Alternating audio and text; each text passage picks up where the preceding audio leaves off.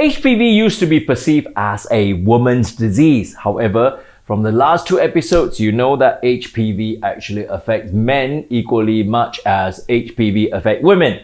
But who passes to whom is a good question.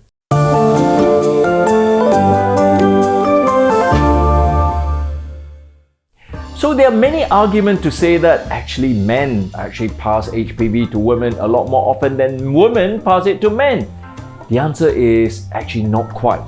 There are many studies that shows that men are more likely to get infected from HPV, a trauma transmission from a woman to men rather than men to women, by probably about 30%.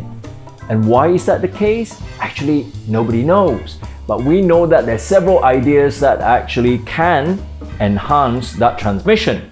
For example, the actual status of immune system.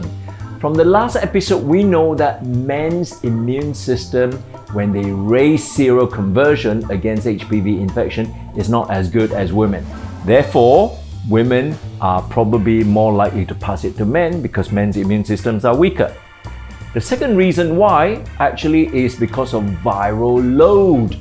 Because men accumulate viral loads throughout their lives because their immune system is not so good.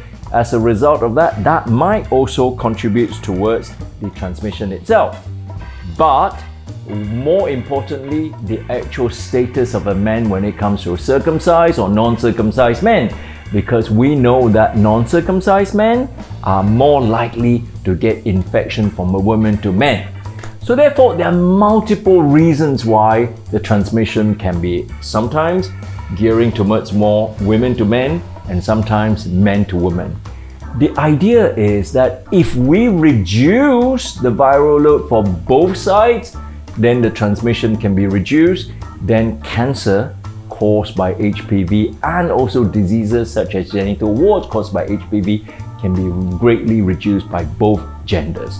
So therefore, it is pointless to point out who transmits this to whom, even though men are the weaker gender who probably get it more readily from a woman. But if both viral load is reduced, then the viral load of transmission is reduced too. For the following week, we're going to talk about vaccinations. So obviously we're going to touch about how effective is vaccination and what do you think of the idea of herd immunity. So if you want to find out whether there's any parallel analogy you can draw from the COVID vaccine, then stay tuned for next week's Putting Dr. G on the Spot.